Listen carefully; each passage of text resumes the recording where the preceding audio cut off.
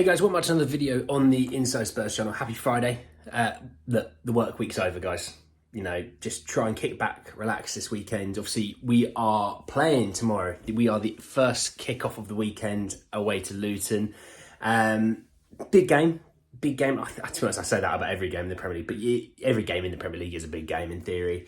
We'll be talking about sort of the game tomorrow, talk about sort of Luton team news, you know, how they've done this season, etc, etc.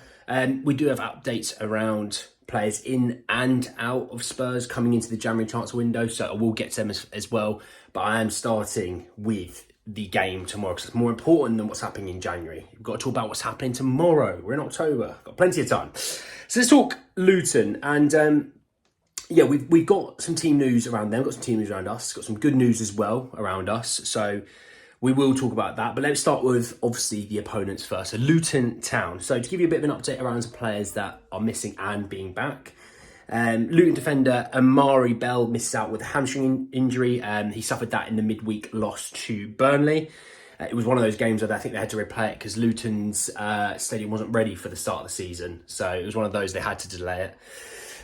Midfielder Ross Barkley, though, is back in the squad after his own hamstring injury and can feature. So one in, one out, I guess, in their own sort of injury situation. When we look at how they've done this season, look, I think with Luton, it was always going to be one of those David versus Goliaths. I think most of the season, it's going to be a very difficult season on them. I mean, I think the majority of us were very excited that they stayed up, but we also knew the situation at present. So to let you know, they're 17th in the Premier League, and if you offered them that at the end of the season, they probably would say yes, right?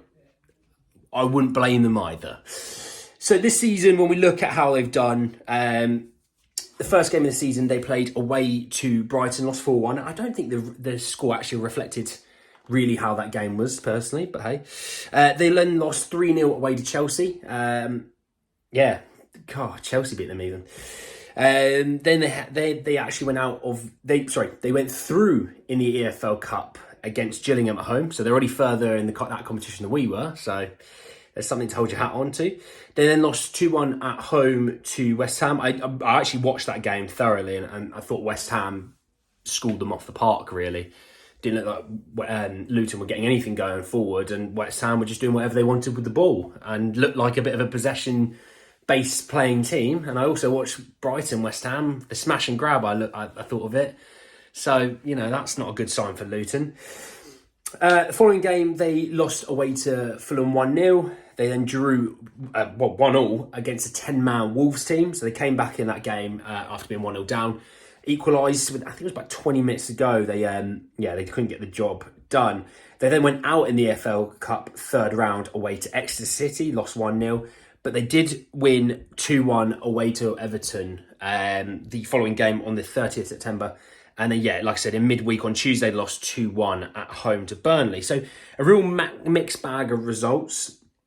I think when we look at tomorrow's game, it's going to be one of those, I always talk about how when you go to a newly promoted team, it's always really cagey. You even feel it yourself as a fan. It's very cagey. It can be quite intense. And look, I think we're going to need to get off to a strong start. I think we're going to need to get on the ball. We're going to need to try and dictate play. And we need to try and quieten the crowd, even if it's just knocking it around us and not really trying to go too far forward with it.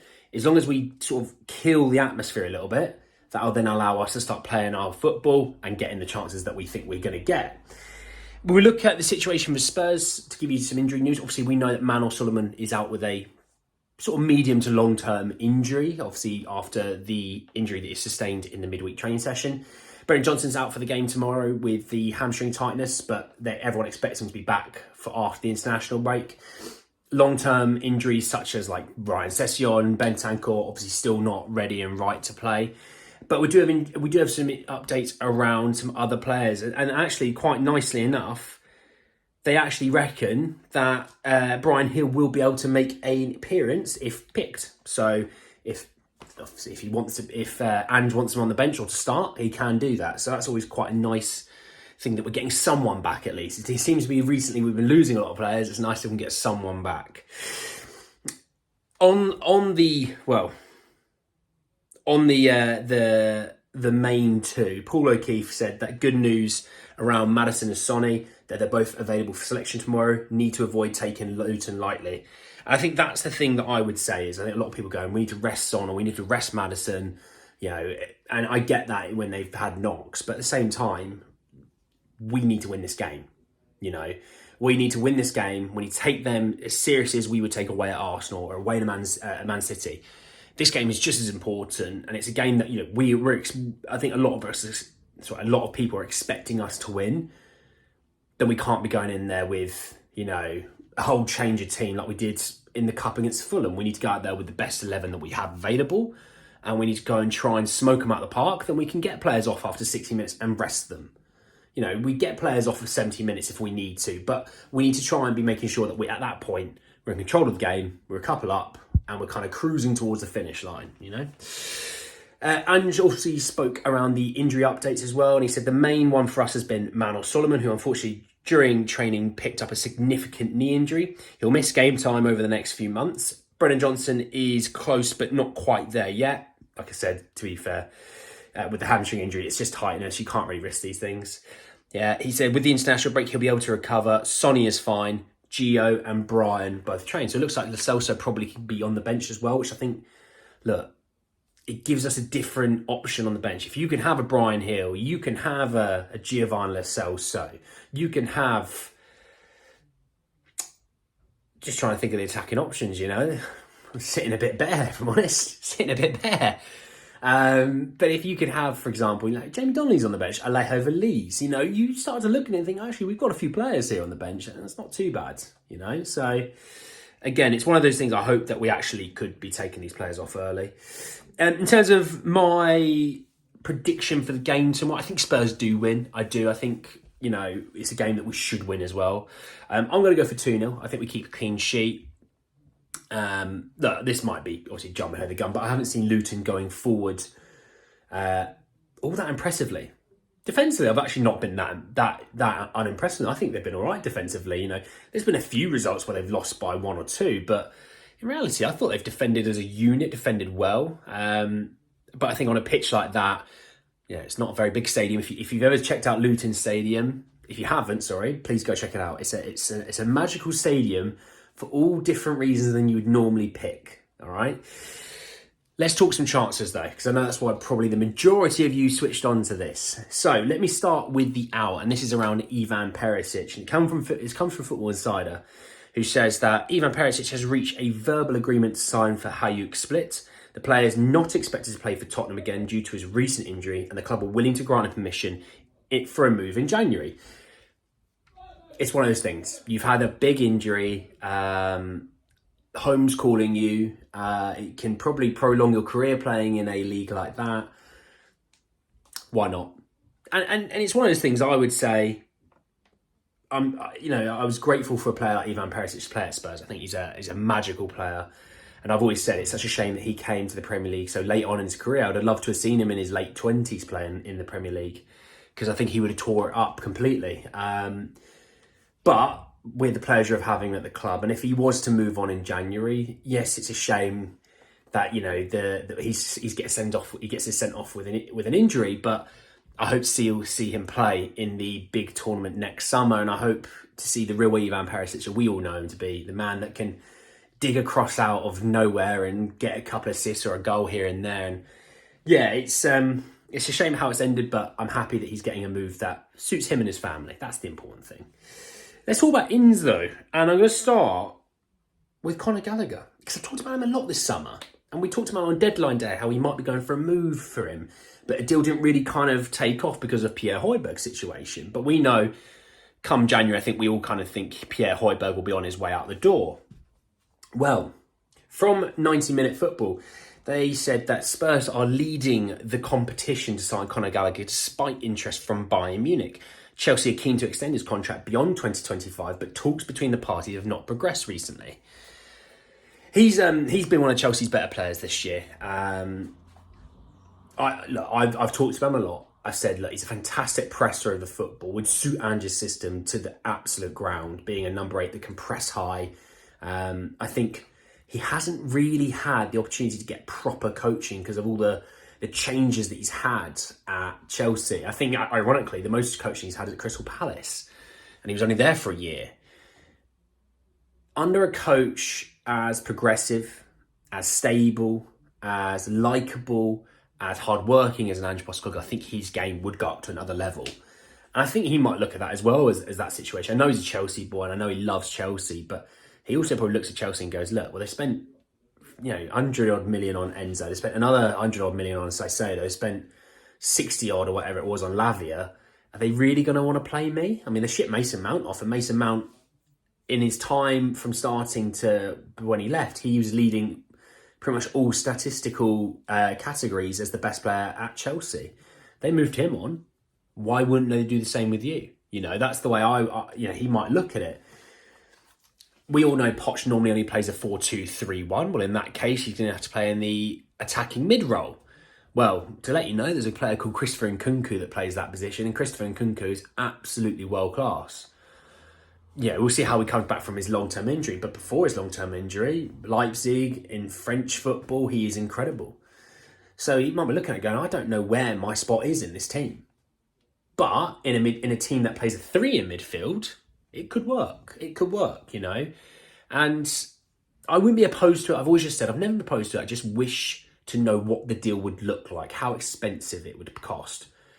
Because if it's costing more than Maddison, you've got to look at it and kind of go, but is he better than Maddison? I don't think that for a second. So I think Spurs will probably have an idea of what the transfer fee will look like, where they may reach, but they won't be going any higher than that. And I think Chelsea probably want a 50 million deal, similar towards the Mount situation, because in turn, that money may get used towards a different player. And I'm going to talk about him now, Ivan Toney. So from Football Insider again, they put that Ivan Toney is considering leaving Brentford in January, with Tottenham or Chelsea likely destinations for the striker. And I think I would be smart to add Arsenal to that list. I know Arsenal have been linked to him for quite a long time. I think we are all kind of expecting Ivan Toney to move on in January. I think he's looking at going, the FA don't really like me anyway. They don't want me to play for England. So I don't really need to risk not playing for England. I mean, they've only just called back Ollie Watkins. So they don't really know what they're doing in the striker position other than the fact they've got Harry Kane, and they kind of rest all their laurels on that. And then they don't know what's behind him. Ivan Toney, I think, will just look at it and think, I just want my big move now, because I think I'm at the stage of my career, one, I'm ready for it, but two, I think I can also get that move. Chelsea obviously need a striker. I think Nicholas Jackson shows ability and potential. Arsenal, let's be frank, I think Arsenal's biggest weakness is the number 9 position. I mean, how Eddie Nketiah gets into the England squad, it dumbfounds me. Absolutely dumbfounds me. Regardless, it's not about the England squad, because that England squad is a joke, but I'm not a Southgate guy. But hey, when we think about the other situation with Toney, it's the right time for him. He's starting to reach that peak of his career where he's into his prime now. It's time to go on to that next big move and kind of see what you can do from there. And he's kind of similar, I guess, in a physical side of things to an Alejo Veliz. And I'd be interested to see how, if we do bring on Alejo Veliz, how he blends into Ange's system. Because you might get a bit of an idea of how that blending into a system goes forward, how an Ivan Toney might look. We may not ever need Ivan Toney, but it's good to see what it could look like potentially. I think that's something to hold your hat on to. The last thing I want to talk about is director of football. So we knew about the situation of letting people go. Ironically, it seems like Fabio Paratici is holding on to his consultancy role with his fingertips at the moment. He's still in with the role. Some people find it supposedly uncomfortable, but it's not illegal. So I don't know why it's uncomfortable. It's weird. But Scott Munn obviously is now in the role, and the whole thing with Scott Munn was then to employ someone to be the director of football to work with Scott.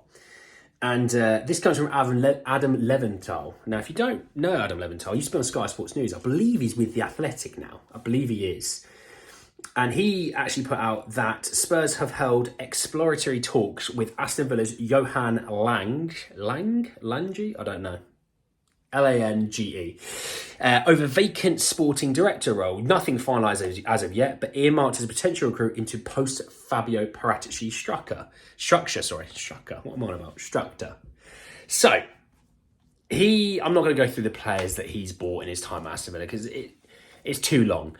But what I would say is there's players that have hit, there's players that have missed. The players that have hit are the players that are starting right now, week in, week out at Aston Villa. The players that haven't hit are the ones that surprised that we're not talking about as players that have gone forward to take Villa into another level. But let's be frank, I think we can all agree, under Gerrard, they were a sinking ship. Under Emery, they are a revelation of a team. They're one of the most informed teams in the league since Emery took over. He's done a fantastic job there. And I think in turn, he has got a team built for him that suits him. Yes, there's a lot of those players that are still lingering from the Gerrard reign, but also Emery has sprinkled in a few of his own guys, and they play some lovely, lovely football. I think Douglas Luiz has gone up another level. I think Ollie Watkins obviously is turned into, quite a good striker now. He's got himself a new contract. Marseille's still a very decent keeper. That situation at Emery seemed to have calmed down. I thought Digne was off in the summer, but he wasn't. He's still playing there. He's playing some decent little football. Konsa, I think, is improving every single week at Villa now at centre-half. So I'll be interested to see where we go for this, but I think Director of Football, we do need to get them in soon, in my opinion. And the reason why I say that is purely the January chance window. You don't want them coming in the middle of December and going, January's around 2 weeks, so have an idea of what you want to do. All right, I'll leave you to it. Oh, catch me, I'm down the corridor if you want to grab me. I'll meet you at the water fountain in 15, fill up our water bottles, have a little chin wag. No, you want them in as soon as possible, early November, or mid-November. You don't really want to get them in December. You want them to have a good 6 to 8 weeks to really zoom into the January transfer window with not only them, Scott Munn, Daniel Levy, Ange Postecoglou, the scouting team, all working towards one common goal and one common player for the positions that they want. That's my thoughts and feelings about it. But anyway, guys, that's the end of the video. I know it's a bit of a longer one today, but lots to get into. Drop a like on the video if you enjoyed it. Hit me in the comment section below. One, you've obviously got the game at Luton tomorrow. I'd love to know what your thoughts and feelings are ahead of the game. You've also got the Ivan Perisic move away to Hajduk Split in January. Are you happy about that? Are you sad he's leaving? Do you think he maybe still could offer us something towards the end of the season?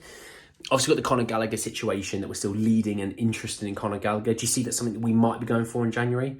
Obviously got Ivan Toney's situation. Would he be someone that you want in January? Or do you think we might have enough to get us through to the summer? Obviously, Director of Football, I'm excited to see what you might think of the Director of Football. I think it's something that we don't talk about very much. And I'll be interested to see what you guys think of that. Subscribe to the channel if you are new and hit the bell notification for more. But anyway, guys, that's the end of the video, and I'll see you all very, very soon. Take care, guys.